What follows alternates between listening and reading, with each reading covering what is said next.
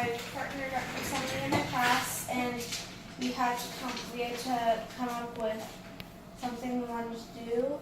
So we wanted to do the Christmas Mesilla Valley Animal Shelter. Okay. Because we both volunteered here. Oh, nice. Okay. Do you usually do like offsites and that kind of thing? Yes, because my parents don't like coming around the animals. That's okay. Don't blame them. We're afraid we'll end up with too many of them. Last time I came here That for one, makes we sense. came back with two. There you go. Well, you know, you want a couple more since you're here. Yeah. I have Take it away. my first question is the shelter no kill? Oh, that's a loaded question.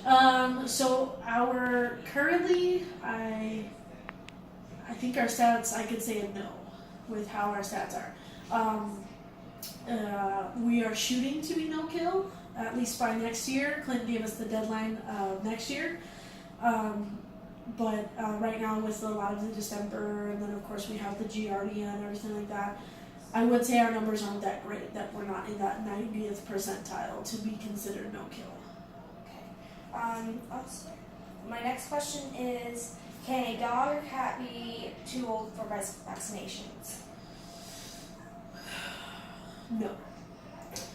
If we do get an elderly dog and that comes in as a stray, we don't really know the background of the animal, so everybody gets vaccinated upon intake to avoid them getting any kind of kennel cough or anything like that. So.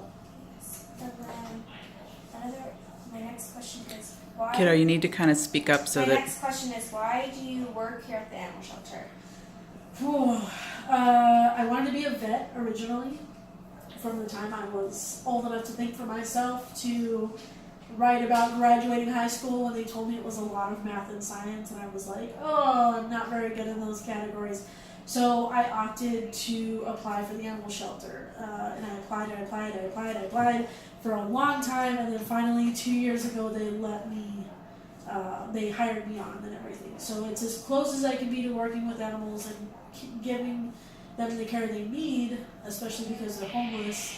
So it's probably the closest I can get to something that I have always enjoyed doing. Okay. And do you have a favorite cat or dog or other animal? My two dogs, but here in the shelter, I don't pick a favorite because honestly, they're all great dogs. They really are. I interact with all of them.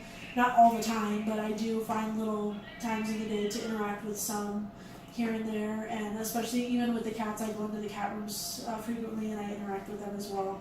So I can't really say here at the shelter I have a favorite because they're all my favorite, to be quite honest. Okay. Now, what's the longest time a dog or cat or any other animal has been here? I think the dog that's been here the longest, or one of the many dogs that have been here the longest, it's probably been around sometime last year, maybe October. I don't really see a lot of June or July anymore because we do the 12 dogs a month. There are dogs that have been here the longest. So I would say maybe August of 2017 probably is some of the dogs that have been here the longest, and cats probably about the same time, about a year they've been here. Okay.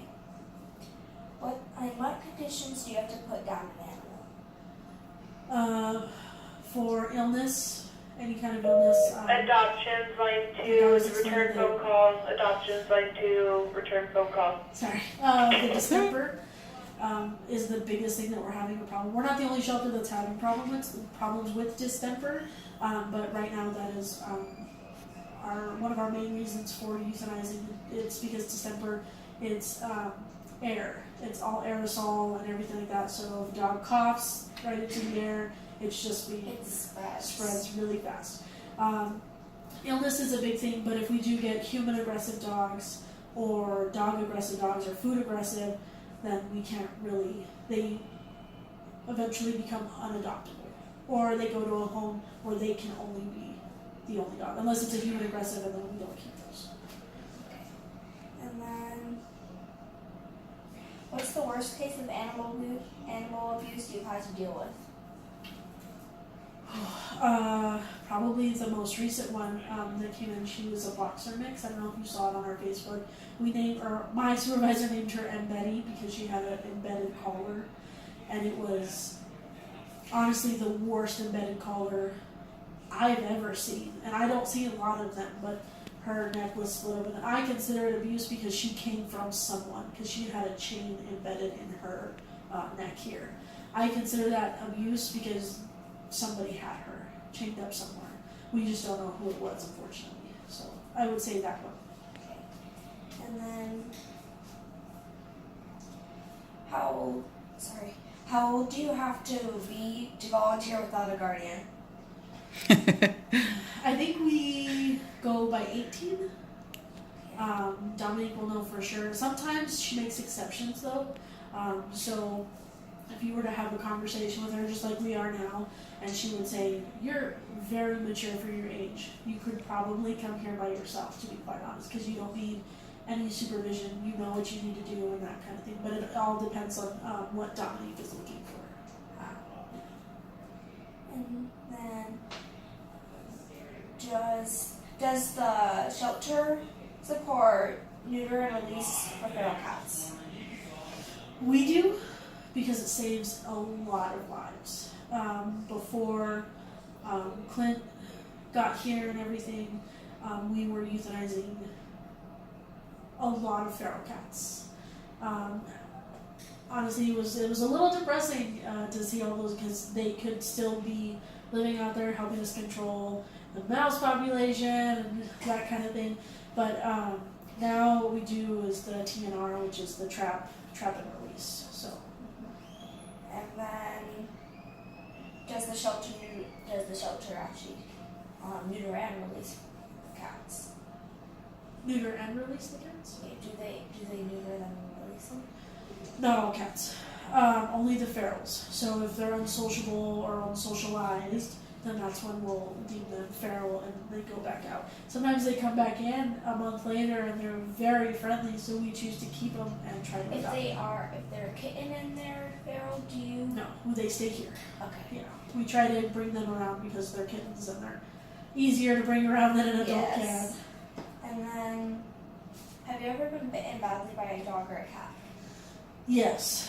I have these scars here on my arm from when I was attacked by a dog just this past May. It was a tricky situation. I was walking the dog and he was doing fine. He was wanting me to pet him, love him, and he actually was dog aggressive to begin with. So he had only been aggressive with his kennel mates. So I was like, well, he is great with me. I'm gonna move him. And he was to be euthanized later that day because he was dog aggressive, was dog aggressive. So when I moved him, he became aggressive with the dogs in the other kennels, but because I was the only person he could let his aggression out on, he did turn on me. Yeah. So that's the worst, aside from when I was 11 and I got bit, but this is the worst that's ever happened. Okay, and then got 2 more questions. What is the worst part of working at the animal shelter and what is the best? The worst part is when we have to do mass euthanasias, like recently with the distemper, we put down 33 dogs, put down 60 animals altogether. I wasn't here that day, I wasn't the one who had to do it, but just hearing that word 60 animals euthanized, it weighs very heavy. I'm a youth tech myself, so I know what my supervisor went through having to euthanize that many animals. I would say that is one of the worst things here. The best part is when we get 60 animals adopted, like our Clear the Shelter event that we just had. We had, I think it was somewhere around 60 animals adopted, so that was a huge win for us. And then my last question is, how often does Pet of the Week get adopted?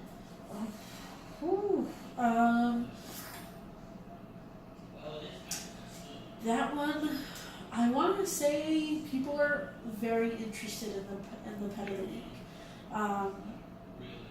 Every time, we have at least 1 or 2 people calling interested in meeting the animal, whether it be a dog or a cat. Adopted though, I would say it's probably 50-50.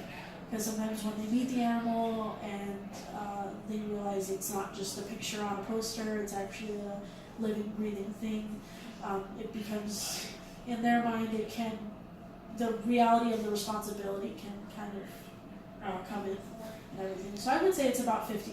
Has anybody called for this week? I think his name's Paquito. Yeah, I think I got that email this morning about who it is. So far, I haven't heard that anybody's called on this week's Pet of the Week. Okay.